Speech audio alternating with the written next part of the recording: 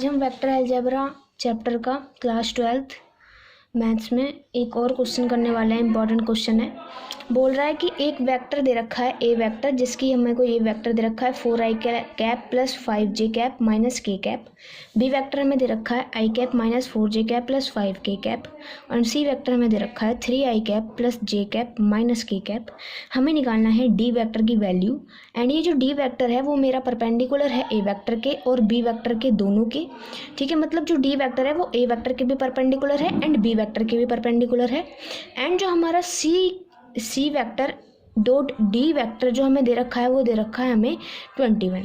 अब हमें जो निकालना है वो निकालना है डी वेक्टर की वैल्यू। ठीक है, तो हम सबसे पहले इसका जो फर्स्ट स्टेप करने वाले हैं वो ये करने वाले हैं कि लेट करने वाले हैं डी वेक्टर जो है वो कुछ इस फॉर्म में है एक्स आई कैप प्लस वाई जे कैप प्लस जेड के कैप। ये हम लेट कर लेते हैं जब भी कोई हमें वेक्टर निकालना होता है।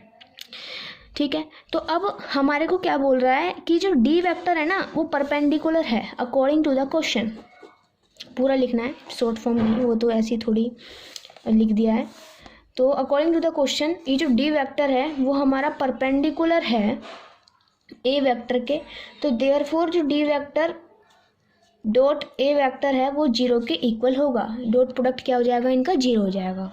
एंड डॉट प्रोडक्ट कर लेते हैं, कोफिशिएंट से मल्टीप्लाई और ऐड कर देते हैं।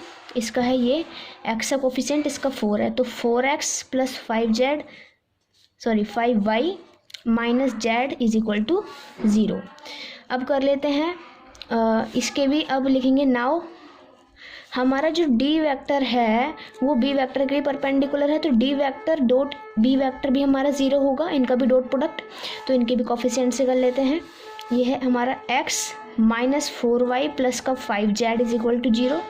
अब दे रखा है नाउ हमें एक तीसरी कंडीशन भी दे रखी है कि C vector dot D vector जो हमें दे रखा है वो दे रखा है 21। ठीक, तो इनका भी हम डॉट प्रोडक्ट कर लेते हैं। क्या हो गया 3x प्लस वाई माइनस का z इज इक्वल टू 21। इसको मानो फर्स्ट, इसको मानो सेकंड, लिखो फ्रॉम फर्स्ट एंड सेकंड। अब हम इसको क्रॉस मल्टीप्लिकेशन मेथड उससे हम आसानी से सॉल्व कर सकते हैं और देखेंगे कैसे लगाएंगे हम इन दोनों इक्वेशंस में क्रॉस मल्टीप्लिकेशन मेथड, ताकि हम एक्स वाई जेड की वैल्यू निकाल सकें और ये वेक्टर हमारा निकल सके।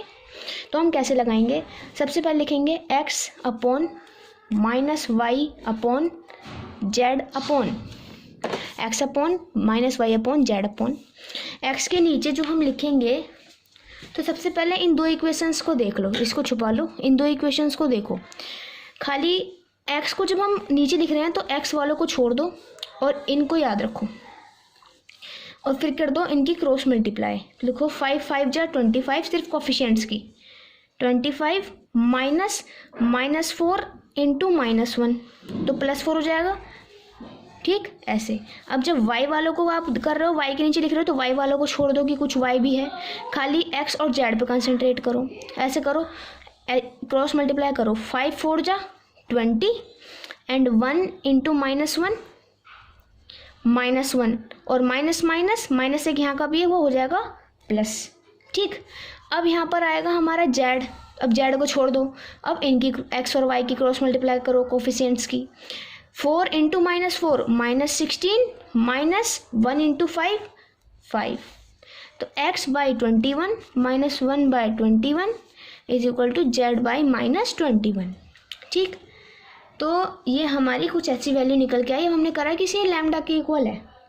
ठीक है, तो x की वैल्यू आई 21 लैम्डा, y की वैल्यू आई -21 लैम्डा और z की आई -21 लैम्डा। अब इस जो वैल्यूज आई हैं, लैम्डा की वैल्यू निकालते हैं, x y z की वैल्यू निकली है। ठीक है, तो इसको हम रख देंगे इक्वेशन थर्ड में। ठीक है, इस x और y और z की जो लैम्डा की फॉर्म में हमने वैल्यूज निकालनी है वो हम कहाँ रख देंगे, इक्वेशन थर्ड में। तो हो जाएगा 63 lambda -21 lambda plus 21 lambda is equal to 21, plus minus से कट गया ये वाला हमारे पास में, और ये लैम्डा की वैल्यू आ गई 1/3। बस अब हम इसको यहाँ पे पुट कर सकते हैं और x y z की वैल्यू निकाल सकते हैं। तो x y और z की वैल्यू हमारी निकल के आएगी जब हम लैम्डा की वैल्यू यहाँ पर पुट करेंगे। तो x की वैल्यू आ जाएगी 7, y की -7 और z की भी -7। एंड जब x y z की वैल्यू आ गई तो क्वेश्चन ख़त्म। सिंपल आप इसमें लिख सकते हो, यानी डी वेक्टर जो हमारा निकल के आया है तो वो होगा 7i cap minus 7j cap minus 7k cap. तो यहाँ पे हमारा ये क्वेश्चन ख़त्म होता है। सबसे पहले हमने वेक्टर को लेट करा कि कुछ इस फॉर्म में होगा, फिर जो जो कंडीशन क्वेश्चन में गिवन है वो अप्लाई करी, एंड फिर हमारा क्लोज मल्टीप्लिकेशन मेथड से हमने इस इक्वेशन को सॉल्व कर दिया, एंड हमारा ये क्वेश्चन हमारे यहाँ पे ख़त्म हो गया।